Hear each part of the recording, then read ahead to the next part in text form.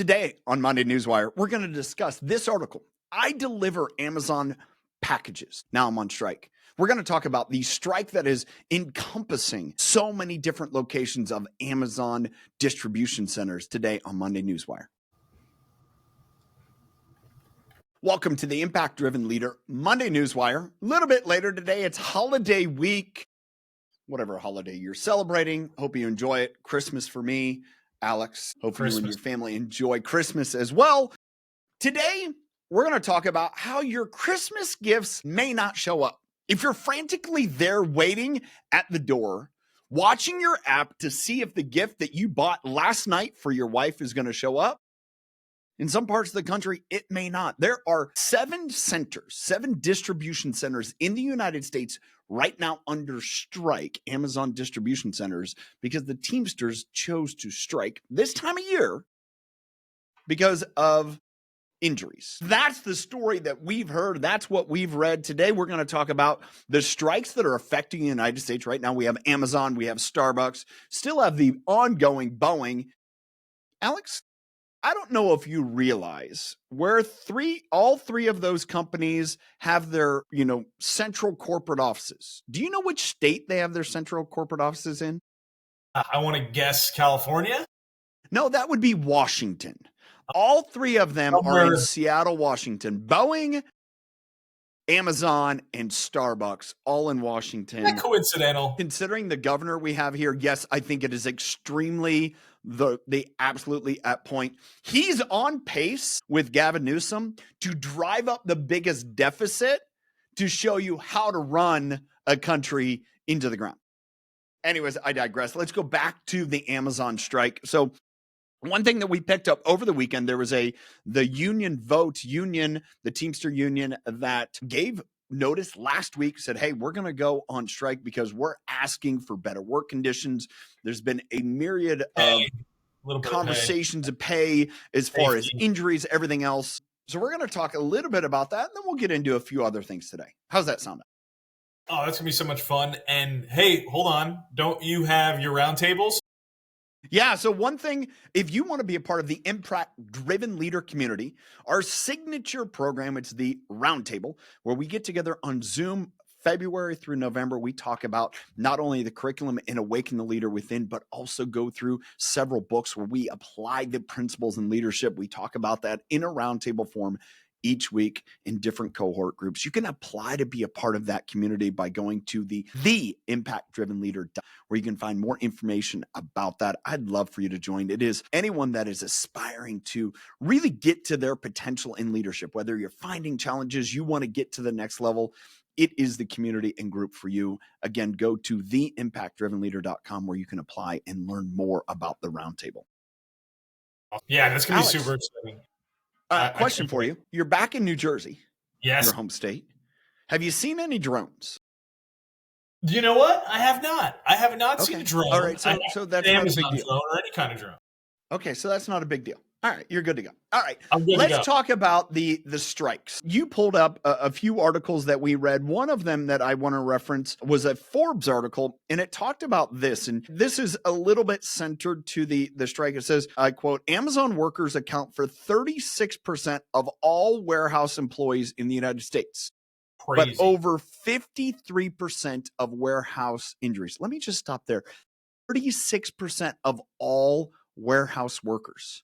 Dude, that's crazy when you think about all of the manufacturing, all of the distribution, 36% and 53% of injuries, which makes me think, all right, they're not manufacturing. So how are these people getting injured? Well, so if you read these articles, there's Times article, local news articles, Forbes article. I mean, everyone's writing about this, Reuters, and it kind of bobs and weaves a little bit. Their trucks may be unsafe. They're not getting the proper safety measures and protocols during their time, working about 10 hours a day, 4 days a week on average. And so there's not like these proper protocols and measures for the truck itself, that it's the safest truck to work with all these packages and bending over and working with the back and all these sorts of things. The other part that is interesting to me is that how Amazon, this is kind of a loophole, I feel like. It's like how Amazon hires these individuals these 10,000 Amazon workers. That's how many people are on strike. These Well, 10,000. let me before you get there, Yeah. let me read Okay. a little bit more of this quote, because I think this is actually the real story to the story.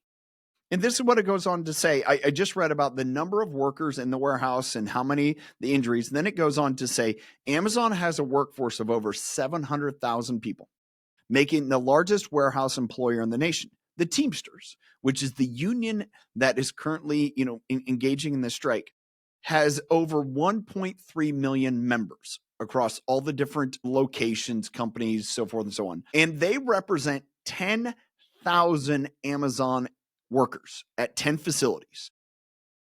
Here's the piece of the line that I think is really, really imperative. The Teamsters have made organizing Amazon a priority. So wait a second here. Why are we striking, and who's really striking?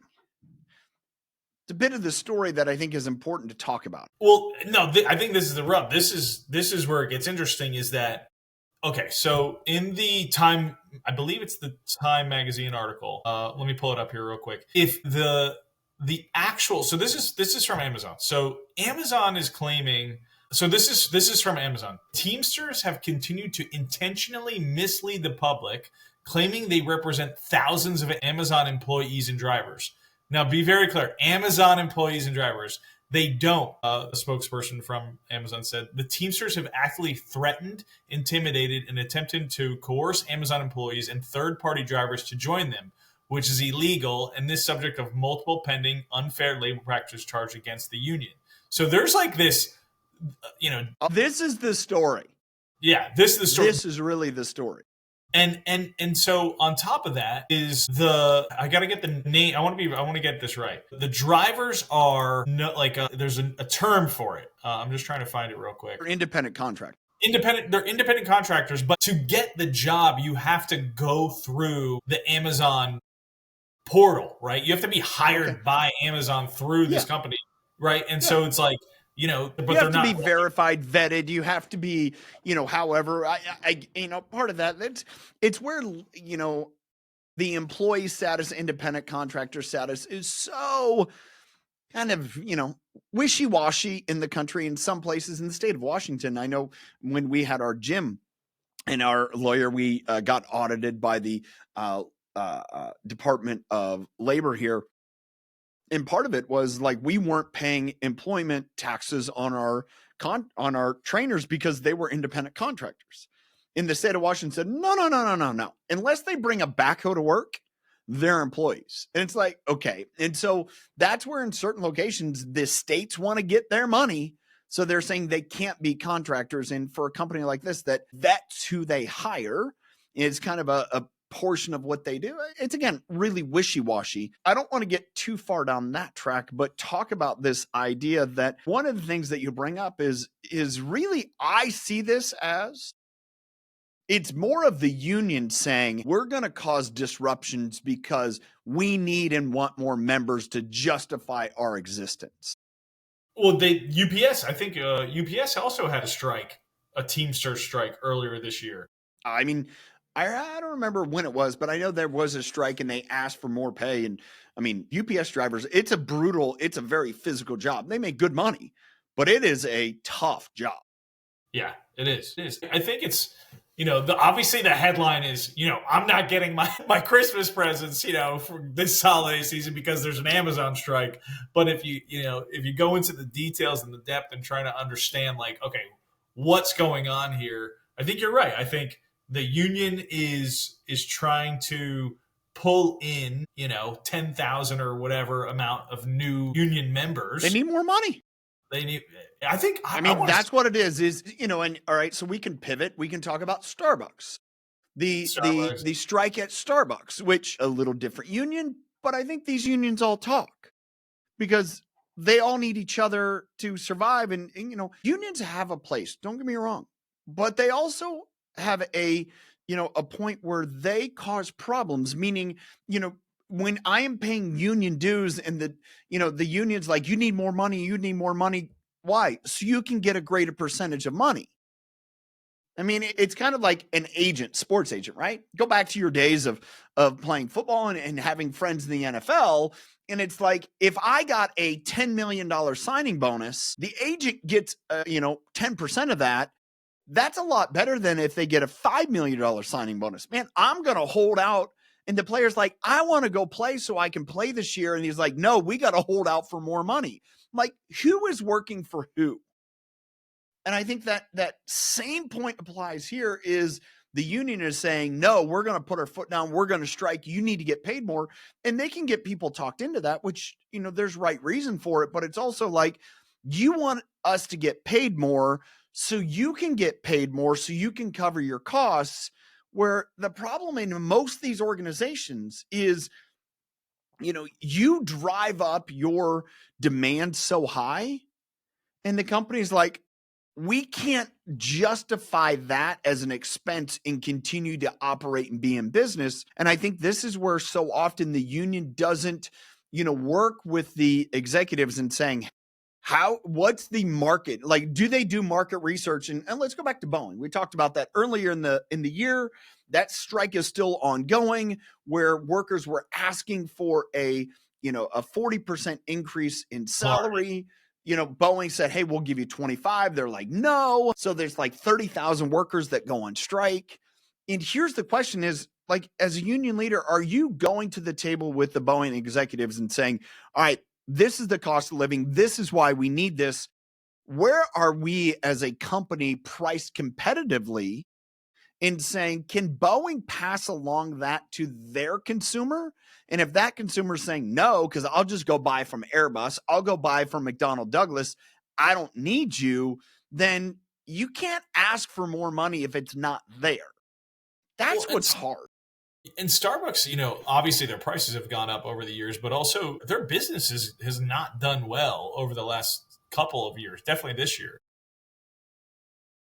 What's interesting about that, we just had a friend open up a coffee stand, and what's funny is they're less than a block away from a Starbucks. There's other coffee stands, and you think, oh, is there enough room for all of this? And it's like, yeah, because what do you offer through experience and quality of product?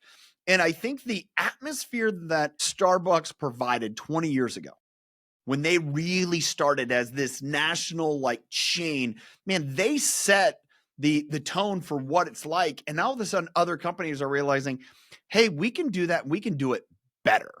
Right. And I think that's the challenge that Starbucks has, is how have they gotten better? And I mean, my opinion, they really haven't. I mean, if anything, because remember, when Starbucks came out, it was like, there's nothing else like it. Yeah, you could work from there. They had decent coffee. They had a good experience where you can connect to the internet and work, and it wasn't this crazy place. It was a fun, high engaging place. It was clean. It was nice. It was attractive. I remember when I first started drinking coffee, first started going to Starbucks in Bakersfield, California, with my buddy, and we'd go there and we'd just hang out and chill and interact. Yeah. Work on the phone, work on the computer, talk to people. Yeah. And I don't know if it's become so commercialized, and it's just there's other better competitors that have a better experience, like you were mentioning. And now they grew and scaled so quickly, that now the business is kind of on the decline. Every corner, there always seems to be a Starbucks. I was just in Manhattan, in New York City today. There's it feels like there was one at every turn. But I know a lot of stores have closed down. These negotiations, how much more can they possibly pay these baristas? I think that's the real challenge here, is understanding through these strikes, who's it really for and what's it really about? And I think that's the story. We go back to, is my package going to get delivered? Well, what we just talked about, my package doesn't get delivered. And we live in a obviously pretty rural area, aka the pastures. And so we'll have Amazon drivers that aren't in an Amazon vehicle. They'll just show up in a Toyota Prius, or, we just have a random Suburban drive in. And you're like, who's here at 6 a.m. and why? And people freaking out. It's like, who's here at 9 o'clock at night pulling in? And it's like, oh, it's an Amazon delivery. Yeah. And so I think there's a little bit of this, a quality product in, one of the great things about UPS. Here's what I love about UPS. You get a UPS delivery, and I shouldn't say this. This isn't absolute. I'm going to take this back because I know at times they have to rent vehicles because they have so much volume. But 98% of time you get a UPS delivery, it's in a brown truck and they have a brown uniform on. Yes, other than same Amazon, they'll put on a vest, or, FedEx drivers, sometimes they'll have a, whatever showing up.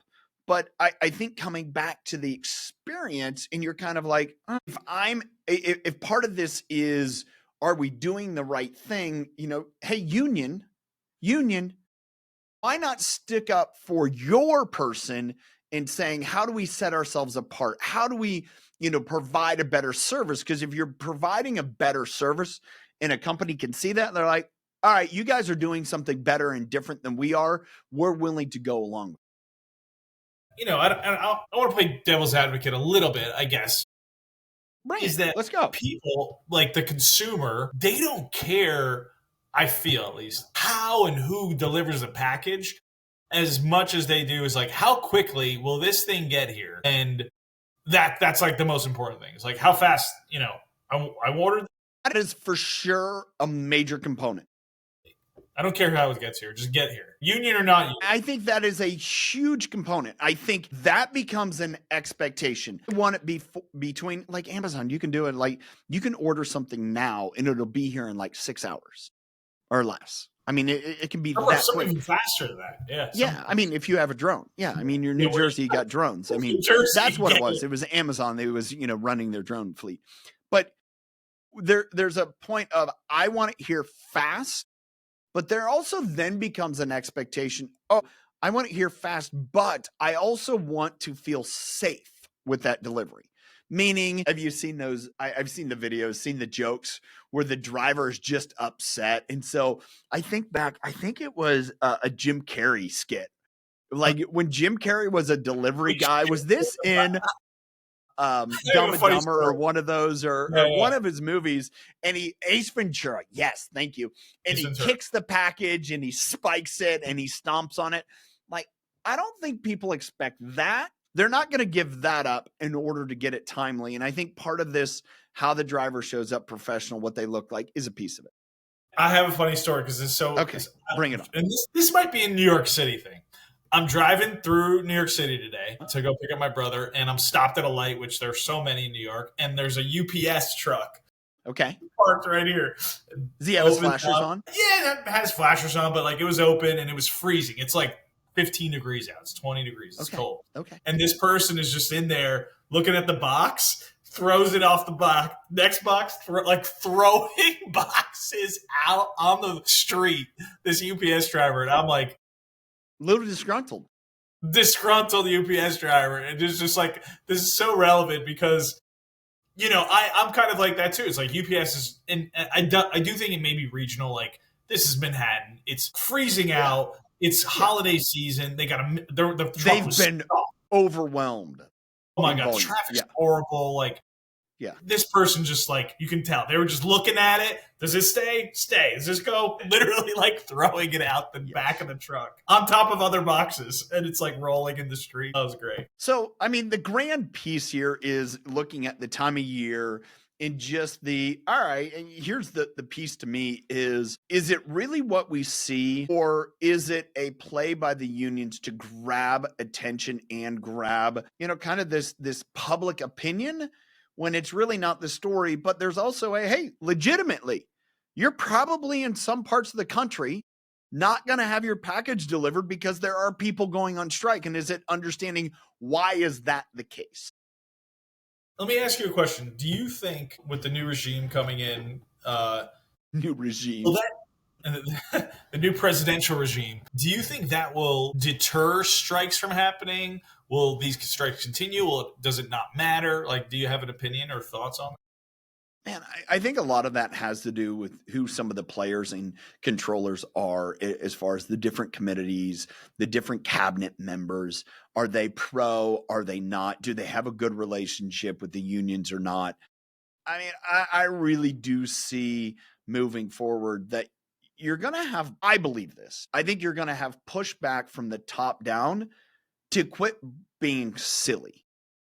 And, the things I would say go into the silly, I saw this video the other day, and it was I think it was in Congress, and there was a questioning for one of the directors for the NCAA, and there was a congressman, he was questioning, is like, how many athletes in the NCAA are there? There's like 510,000 or 540,000, whatever. And he goes, well, how many transgender athletes are there? 10. Okay, so we're talking about an issue of such a small percentage. And then I read today, Texas came out, their attorney general, whoever, in suing the NCAA to, not allow transgender athletes to compete in Texas or against Texas, entities, because it's a misrepresentation. Saying that, oh, I have a women's volleyball team, and it's like, yeah, but you have a transgender athlete. It can't be a women's, So again, I think that silliness is going to be, you're going to see more and more stand against it, whether it's Supreme Court, whatever, the court down. It's like, we got to have some clarity. You may not agree with it, but we got to have some clarity and not this wishy-washy, because it's, just frustrating people. I think when it comes to unions, it's like, who are you working for? Are you working for the union bosses, or are you working for the workers? Because when you take workers out of their job and or potentially give them to the place where they're going to be let go or laid off, as we've seen with Boeing after that, then you're not working for the worker. You're working for your bottom line.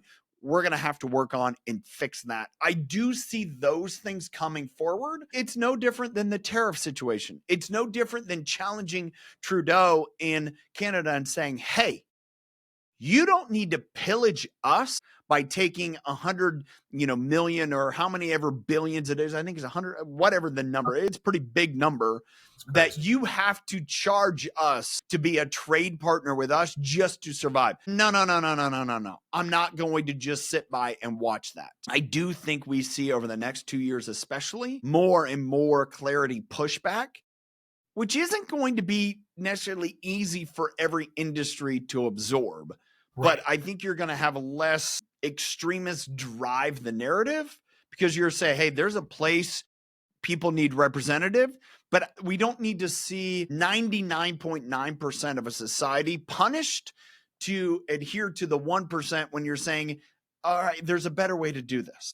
Right. So, and if you're an executive, at these, Starbucks, Boeing, Amazon, you're, and it's probably, the top management, you're talking about businesses that have tens of thousands, if not hundreds of thousands of employees. So there's tons of middle management, people, that layers within this organization, right? How do you handle these types of situations, or like, how do you foresee people handling these? Because, these affect people are strike, like this article, the Time Magazine article, a husband and wife, I believe, working 4 days a week, 10 hours a day. It's unsafe. When does it become more humane, or, how do they handle Here's the thing that I, from my experience working in agriculture, where there's not been a huge prevalence of unions, but some. And I think one of the pieces that I recognize and understand is union representation gains a place because there's been an issue. And I think it really is an indication of, in my opinion, are you always going to be perfect? Never. You're going to have to go through this. But the companies that I've seen and heard that have, gone through unionization, deunionization, all of it, is usually when a union gets a stronghold. We talked about the Teamsters. We've talked about other unions where they're able to get into a place where they've never been, is because there's been some type of mismanagement and poor leadership. And again, is it a be on? No, I'm not saying unions are bad. Don't hear that. But when all of a sudden we look at this case, that I would say the Teamsters are trying to drive their own agenda. My perspective from this story, whatever, I see that being as a case is there's probably some bad leaders hearing and responding to legitimate concerns from the workforce. Because if that was not there, then they wouldn't be so disgruntled, and you wouldn't have a place for some of these union drivers to come in and have a place. It's no different than, this is a real extreme, but it's no different than the person that goes out and cheats on their spouse. Why did they do it? Well, a lot of times it becomes because there's I'm not happy at home. right? I'm either not doing the right things myself, they're not doing the right things. And that's where you go off to that place. And to me, it is an example of that. It's like, hey, it's a real challenge. Leaders, do a better job and really get to, I remember hearing this and I think it's phenomenal. Kat Cole talked about this when she was the director and CEO of the Yum brands, the, Cinnabon, Hooters, all those things. Like, get closer to the transaction. And I would say to leaders is like, get closer to the delivery, get closer to handing the venti coffee to someone, find out what's going on there, because then you'll learn more about what's really happening either on a consumer side or a frontline worker side. What do you, for people that are maybe like tempted, or not, maybe tempted isn't the wrong word, but maybe it is, to join a union or not join a union, like there must be pros and cons to both. It must be like you're in this middle ground situation. What it does, and I don't know this, maybe you do, but like, does the manager in charge of, let's say, all the drivers, are they union? Do they join the union? Even they're not driving the truck, but they manage all the people on the truck or may have driven the truck. Yeah, I mean, that I don't know. I literally have never been a part of a union. Just haven't. Never in any of the places where I worked as an employee, where I've led and had organizations, we've never had an employee. Did I have some clients of mine when I was a dairy nutritionist that went through some of this union stuff? Yeah, that's where my experience is kind of, they would get, or these people would come around, and in California, they called them coyotes, much like the people that bring them across the border, the coyotes that would come around and almost cause like a disruption in the employee base to bring on a union vote. Like, the employees want to go union. And it was oftentimes, it was quite derogatory because they just wanted union dues. Yeah. And that's where like the workers would have to figure that out on their own. And the owner couldn't say anything because then they would be liable in court of, trying to manipulate. Oh, anyways, back to the question is the benefit of, and I think this is where there are places for it. Absolutely. And I think there needs to be a voice and representation for employees to be able to have with the management leadership group. In a healthy organization, that's going on all the time, whether through town halls. And if you're not getting that, or if you're kind of getting pushed down into bad leadership situation, I mean, do you go to a union? Yeah. I think there's sometimes you do that. I wonder if there's more and more in our society where if it's, I have a bad workplace experience, I'm going to go to a different workplace. I think that's what we have more now, rather than saying, I need to really go gather union representation when I've never had it, really go push for a union to be represented in this job. I think people are like, hey, I'm a deliverer for Amazon and I don't feel like I'm getting treated fairly. I'm going to go and I'm going to deliver for someone else. That's not always there, but I wonder how much of that goes on. And it's people that get sucked into the union thinking, hey, this is the golden ticket for all your answers. Because the people that I know, they have been that case, they goes, we have a union and it's just nothing's changed. If anything, it's caused it more difficult because, for the owners of the business, I can't even manage my employees anymore because I have to constantly go through the union. Right. And I think that's where, a place like Amazon, which is so massive and only seems continuously growing. I think it's like a $2 trillion company, maybe more now. Yeah. I mean, their market cap's huge. Yeah. And it's like, how many packages? Way bigger than United Healthcare. Yeah. United Healthcare. We'll continue that story as it continues to. There's probably in the next couple of weeks, there's more to talk about there. More to talk about. But yeah, I think it's, there's so much work to be done for Amazon that they want to stay with Amazon because the work is good and it's consistent. But I think from the Time article, if you just read it, it seems like there are that group of people that just want, hey, we want better pay. We want safer. Yeah. And that's, again, it is also, is that the real story or is that contrived? Is it that they represent 35% of the workers and have 53% of the injuries? What's driving that? I mean, there's a lot to it, but as we progress forward, I think it's something very interesting to watch from a leadership perspective. And what happens over the next, I would say, 60 days as we move into the new administration and how they handle some of these factors. All right. Any final words, Alex, for Santa to show up? Yeah. Get it? Awesome. Awesome. Well, thank you to you. Thank you to everyone watching today. Make sure you hit subscribe if you're watching on YouTube, so that way you get notified for each new video that we release, as well as a little bell so you get, notified additionally. One reminder is we talked about the roundtable early in the open. Make sure to go to theimpactdrivenleader.com to learn more about the roundtable, the signature Impact Driven Leader event. As well, we have the Impact Summit 2025, May 7th and 8th, Spokane, Washington. If you go to theimpactdrivenleadersummit.com, you can learn about that event. Would love to have you there. As we sign off, happy holidays, and remember, choose to lead with impact.